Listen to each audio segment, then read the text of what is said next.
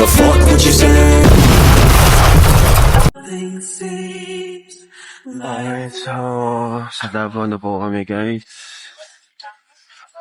Thank you Lord sa safe na paglipad at paglapak. Tignan nyo guys oh. Madayaw, Davao. Davao. Ano ibig sabihin ng Madayaw? Maganda ang Davao. First word na natutunan ko, Madayaw. So yun na guys, good morning, good afternoon, and good evening po muli sa inyo lahat. Ito muli ang inyong lingkod, Batang LU, and ito na, nangyari na nga yung isang matagal nang pinag-uusapan ni Kalinga Prab, and of course yung dalawang yung kambal, yan, si Edwin tsaka si Edward, na gustong-gusto nilang muling makabalik or makabisita sa kanilang lupa or place na sinilangan yan, sa Davao po, And ito nga't makikita natin na totoo pala yung kwento ng kambal before na talagang galing sila sa bundok po, At dito natin makikita din guys yung isang kinikwento nila before na sila ay kapag ka bumababa sila ng bundok ay may dala-dala silang mga saging para ibenta po sa baba. Napakahirap pala ng lugar po nila. Yung daanan po, napakahirap at talagang sakripisyo ang mangyayari. So yun guys, maya-maya lang mapapanood po na lahat natin yan. And samahan po rin ako para bigyan ng reaction. And before that guys, huwag natin kalimutang supportahan palagi ang buong Team Kalingap sa panguna po yan ni Kuya Bal Santos Matubang, Ate Adda Vlogs, and of course si Kalinga Prab. And huwag na rin po natin kalimutang pindutin yung like button bago tayo magpatuloy. And of course sa mga hindi pa nakapag-subscribe, pindutin na rin po guys ang subscribe button. So, let's go! Excited na po kami guys. Abang-abang na lang po. Wow! Ganda. Ganda naman na ako ng buho mo. Anong punto natin? Hawig sa bahay ni Kalinga Prab. Tara ba, let's go home. Wala. Nice. Gusto mo magpangin-hangin? Ay, ang ganda ng kwarto natin dito. Ang ganda. Nice. Masaya na, That's super cute.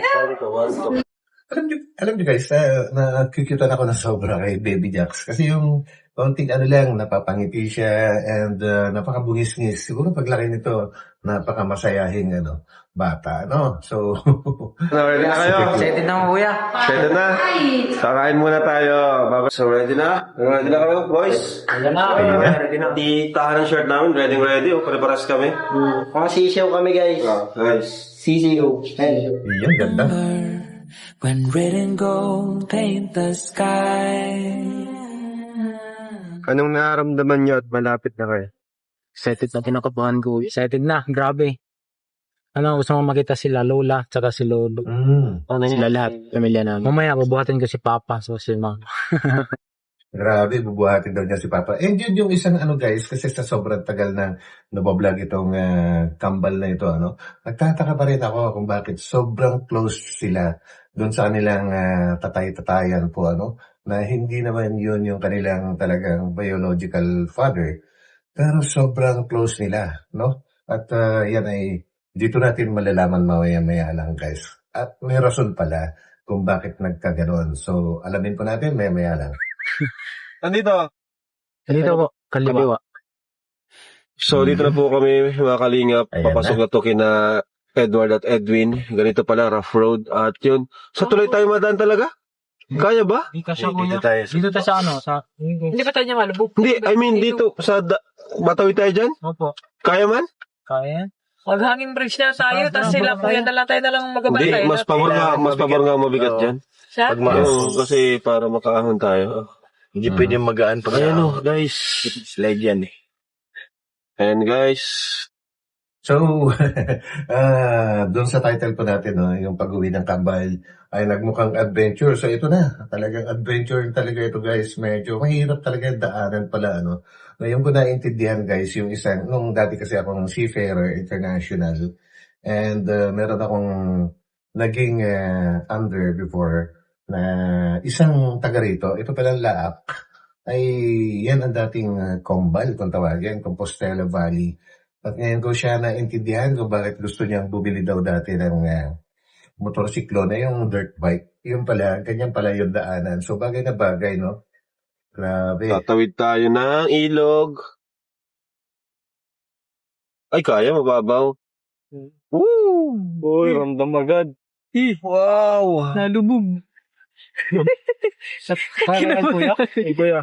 Uy, kaya yan. Yan! Ay! Wala, meron si Ray. Ay! Woo!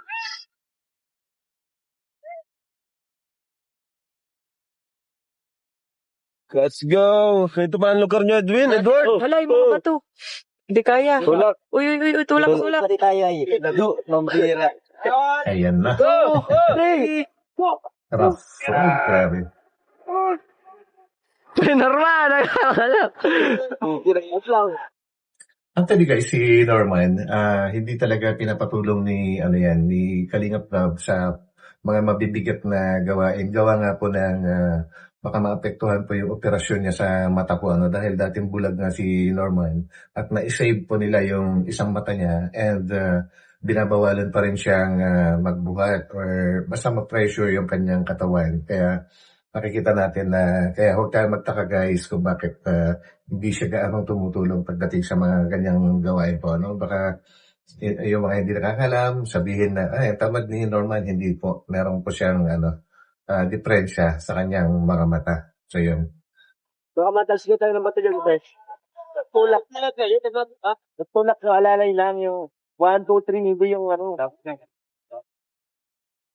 Kaya niya yan. Dapat ikat yan, ang likod na. Mabubukat na ito. Salamat, boy! Sige po. Takbo!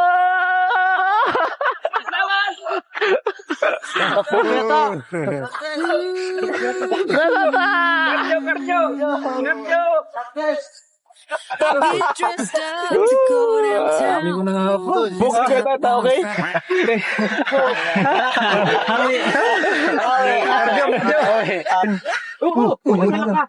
Uy, sumemplang.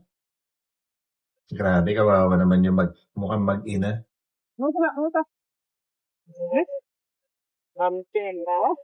Hirap kasi ng daanan. Tapos, hirap ng daanan, kinonvert pa yung mga gulong ng kanyang motorsiklo na pinaliit. Hindi na siya pang rough road. Nadugo. Okay, kilala. na si Edward.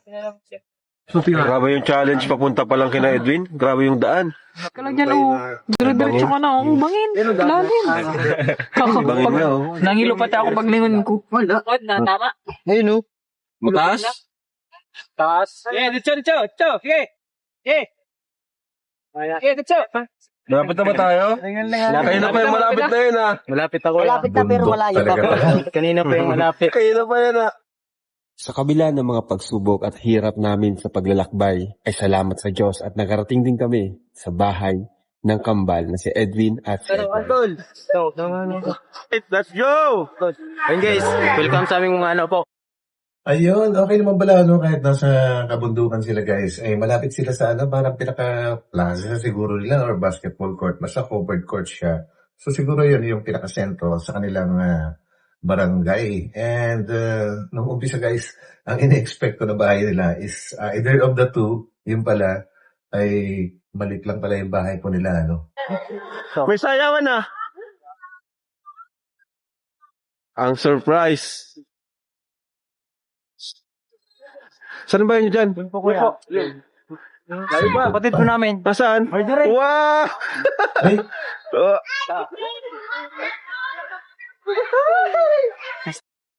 so yun guys, ito ba yung kapatid nila na kasama ng parents nila before na nagpunta sa diet nung graduation nitong kambal po? Kasi meron silang mayroong dalagita before na kasama ng mga parents tsaka isang batang lalaki. Pero kung ito siya before, ito na siya ngayon, ay ang bilis naman niyang nagdalaga, Tsaka ganda ng kapatid din nila. Ayan, si Marjorie. Yan. Kapatid nyo? Si Marjorie po. Dalaga. Wow, hello. Siya nga. Tagal yung di nagkita, Kaya nga. Taba mo na. Laki ka. Tuwan-tuwa si Marjorie, oh. Magkita ulit sila. Tapos, Walang tao. Yan ang bahay nyo? saan sila mama? Ito ang bahay nyo? Opo. Ay, grabe. So, yun pa rin yung bahay nila, guys. So, kumbaga, sa dami po nila magkakapatid, mabuti na lang at nasa taet na ang kambal po. Ano? Kasi kung nandyan sila talagang magsisiksikan talaga sila kasi marami pa siyang ibang kapatid pala. And although sabihin natin maliit ang bahay, napaka ano din. Kumbaga yung lugar, guys, napaka-presko, no? And mukhang malinis kahit yung paligid. And ang ganda kasi yung mga damo, parang sosyalin yung damo sa paligid nila, guys, no? Parang kumbaga bluegrass. Sosyal, no? Ganda, linis eh. Walang bahay nila, oh. Ayan, Di ba- no? Bluegrass nga. Walang tao. Bigyan ko na natulog. Saan sila mama? Pasok po kuya. Mainit sa loob. Kuya Yan lang. naman. Wow. Kuya naman ko. Hello. Shout out. Ay, kapatid ko. Ito yung kapatid ko. Kapatid mo yan. Opo. Kuya, maano to? Makulit to. Makulit. Halika. Nakarating yung Bicol, hindi. Oh, yan siya yan. Ay, okay, ano pala yan? Makulit. Makulit. Alright. Ito yung bahay namin kuya. Wow. Amazing. Dito kami nagsireksita. Ito kayo siksikan? Opo, dito. Dito sila Ito yung ginawa ko pong ano po, kwarto-kwarto para may iba po. Kaso ginawa na pang lagayan ng mga damit po. Grabe. Okay. Nakarating na tayo dito sa wakas. Malinis naman. Baka sumalamig dito. Yeah, malinis na. Alright. Andyan, si mama nyo. Grabe guys, kung titingnan nyo yung lugar po, ano, tsaka yung mga bahay, parang nostalgic, parang bumalik nung mga kapanahunan ng mga 80s. Normally, halos mga ganyan po yung mga makikita dati, ano, na mga bahayan nung panahon na yun. So, nakakaano. And ang ganda kasi, ang sarap panoorin ngayon yung mga vlogs ni Kalinga Prab kasi bukod sa tumutulong sila, ay may kasama palaging adventure. And ang kagandahan ngayon, guys, is mayroon kasi siyang nabanggit before na parang gusto nilang libutin ang buong Pilipinas po, ano. So, isa na ito sa part na kanyang sinabi. And ang ganda nga kasi, parang kasama na rin tayo sa paglilibot. Kasi nakikita natin yung mga lugar din na pinupuntahan nila, no? So, supportahan po natin lahat ng mga ginagawa ni Kalinga Prab and of course si Kuya Fai. Alam mo na. Mama. Talaga naman. Ang sweet nila sa mother. Parang nabigla si nanay,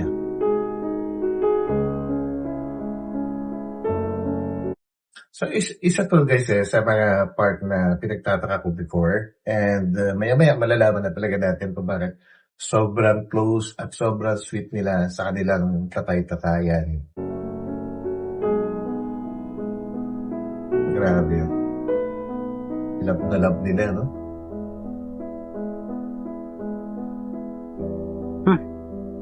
Gusto po kayo, ma? Okay lang. Surprise ako sa pagdating niya sa gala. Ito si Papa. Pampogi. Magkamukha. Ito pong ma, pasalubong. Ano ba yan sa pili to? Iyon na. Galing to sa ano? Ayan. Galing to sa Bicol. Ito yung ano doon. Gusto ko. Taga-rating tayo dito nga bro. Pasalubong sila. Grabe yung daan. Natagalan kami papasok sa ano. Hirap. May iba bang daan? Pasalubong yan. Pasalubong. Oh. Apat.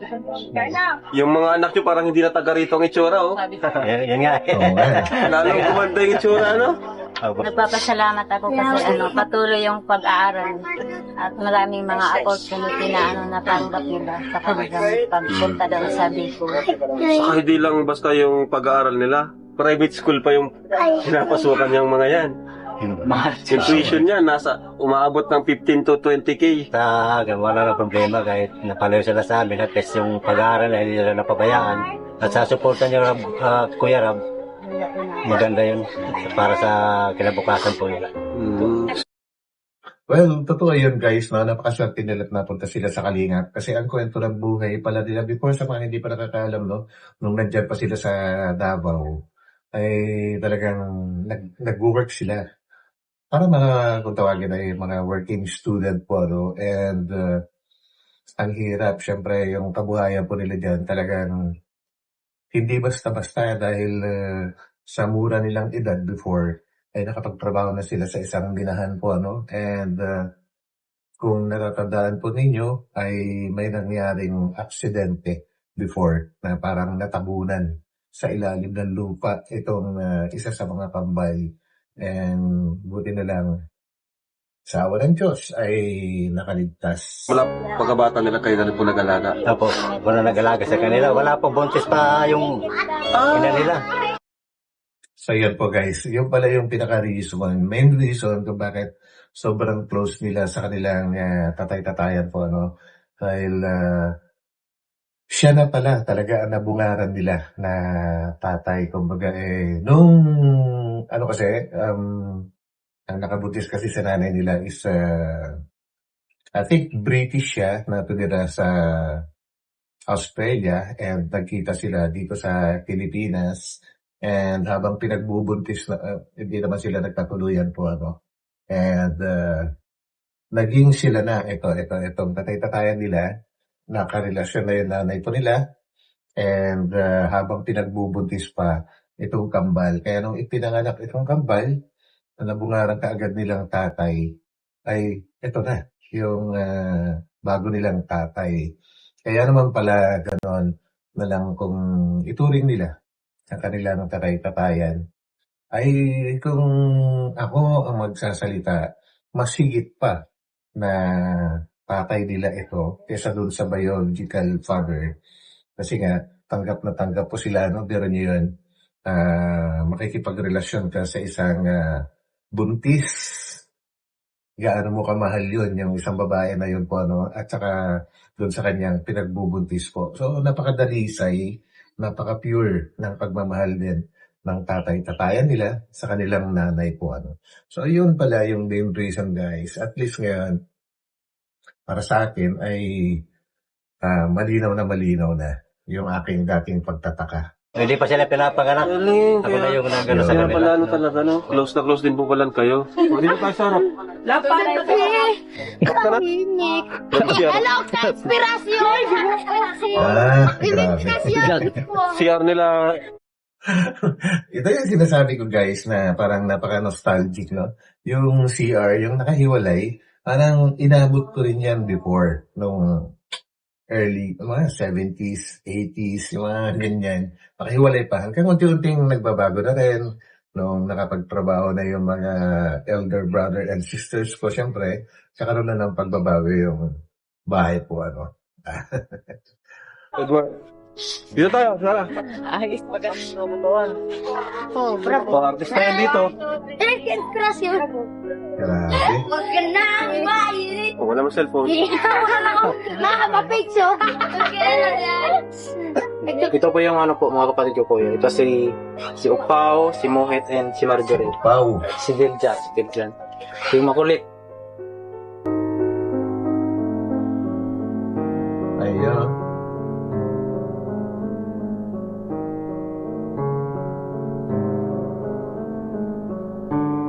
Ganda, ah.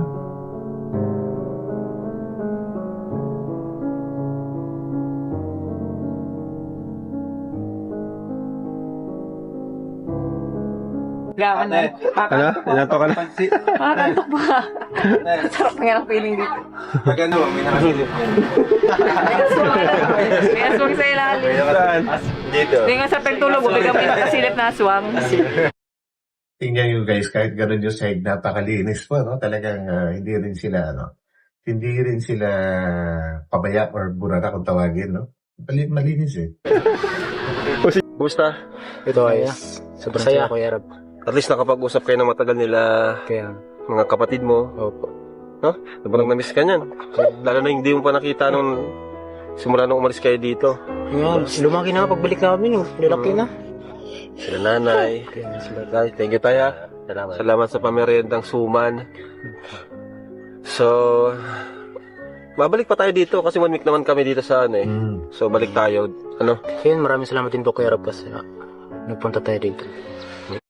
And maalala ko lang guys, baka ito na yung pagkakataon po na matupad din yung isang pinangako ni Kalinga Prab nung dati pa na parang gusto rin niyang tulungan itong pamilya ng Kambal po na magkaroon ng maayos-ayos na bahay. And since babalik pa sila dyan kasi 1 week naman pala sila, I'm hoping then na mapag-usapan nila yon. So, yun guys, abangan po natin ang kanilang pagbabalik dyan. Thank you so much. Matagal natin pinaplano. Kaya natuloy din. Natuloy din. Nakapunta kami dito. Laak. Dito po kami sa Laak. Ano to? Laak, Tagum. Ayan. Laak. Davao de Oro. Laak, Davao de Oro. Ay, dati Compostela to, di ba? Compostela. Yun, kung Compostela Valley. Ay, bibigyan ko kay nanay. Siyempre, bago tayo malis. Para makatulong sa family niya. Pangpuhunan or kung ano man. Ano, nay? Lalo na, dami yung magkapatid na Kaya, ginagastusan. Ano, nay? Dami. Marami talaga, Kuya. Oh, so ito po, nay, para sa inyo. Oh, nay. 8,000 pesos. Salamat. Ayan. Ano masabi mo, ma? Salamat sa Kalinga po na handang tumulong sa amin. Salamat din sa inyong pagdating dito at surprise sa kami. Tahimik lang si nanay ko. Tahimik lang, pero ayun. Yun, magbukan mag-alala na at yung ito naman dalawang to, tuloy-tuloy naman po yung kanilang pag-aaral. Di naman nagpapasaway doon. Di naman pa nagpapasaway tayo. Basta mabaya. Actually, ganda ng ganda ng sitwasyon ng Kambal na ito kasi si Edwin doon nakatira kay Kuya Val, and itong si Edward andun naman kay Kalinga Prab. Kumbaga talagang parang kung tutusin parang ampun na ang turing sa kanila. Very safe and okay talaga sitwasyon. Napakaswerte din nila sa Kalingap talaga. It po, saka ano naman, tumutulong naman po sa mga gawain bahay. Saka pa nag-vlog din kami, kasama din namin sila. Pero mas priority pa rin nila yung pag-aaral. So, kayo, may message kayo kay nanay bago tayo umalis. Mapa, nakikita rin niyo sa sa matagal na. Grabe, 2 years. Namiss ko po kayo sobrang. At yung mga kapatid, pasaway. So yun sobrang happy po at grabe. Siyempre, thank you din kay Kuya Rob, nag-effort siya na pumunta dito kahit alam niyang malayo. Yung daan, grabe ang hirap. Salamat po Kuya Rob. And siyempre sa Kalingap community, salamat po sa inyo sa pag-suporta sa Team Kalingap at walang sawang pagtulong. At marami, sa pag-simple pa noon po lang po is marami nang tutulungan po. First of all, nagpapasalamat ako kay God kasi dumating kami dito na safety. Opo. And yun, thank you din po sa Team Kalingap, especially kay Kuya Bal, Kuya Rob, Ate Edna, Ate Jacqueline. Yun Yes. Sobrang saya ko po ngayon pa kasi nakarating kami dito. Nakita namin yung mga namin kapatid na ang kulit. Muli po namin nayakap ngayon mga kapatid. Lalo na po kayo. Kaya nga hanggang dito pa kami. Sulitin yung panahon po na para magkasama tayo. Grabe sinabi ni Edward. Muli nilang nayakap ang kanilang mga kapatid. Talagang miss na rin nila sobra. At parang first time din na yata nilang mapalayo sa family ng ganon katagal. Although bumisita naman ang parents nila last year yata, yun ang kanilang graduation sa high school. Pero syempre iba pa rin na makabalik sila sa kanilang mismong lugar po. At hindi naman nakasama yung buong family, lahat ng mga kapatid nila nung nagpunta sa Bicol sa yung mga parents niya. So talagang nami-miss nga nila. Para sa akin, pasalamat ako kaya sa inyo, Kuya Rab, na nakarating kayo rito na hindi namin inaasahan. At muli kami nagkita-kita ng Kambal. At sa inyo po, kala Ate Jack, salamat na nakarating sila. Bisa sa pagbiyahe nyo, na walang anomalya, salamat din sa Panginoon. Nakarating kayo sa safety. Yun. So yun guys, actually hanggang dyan na lang talaga yung video kasi may part 2 pa naman ito siguro kasi babalik pa sila dyan. And siguro may mga iba pa silang pupuntahan din na ibang lugar sa Davao kasi isang linggo nga po sila doon. So yun, at abangan po natin ang karugtong ng video na to. And isa na rin ako sa mga masaya na nakabalik yung Kambal dyan para hindi nilang makasama yung buong family po nila, no? And of course, thank you kay Kalinga Prab kasi talagang, alam niyang mahirap talaga pagpunta dyan at magastos. Sa pamasahe pa lang sa aeroplano mahigit 100,000 na siyempre sakripisyo talaga. So yun, dito naman, yun pa lang talagang na yun guys.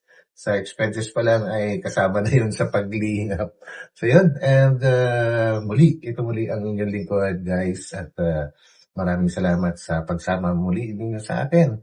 And magkita-kita tayo ulit sa ating susunod na upload. So, God bless po sa lahat at magkita-kita ulit tayo sa ating susunod na upload. So, bye-bye po muna, guys. Bye.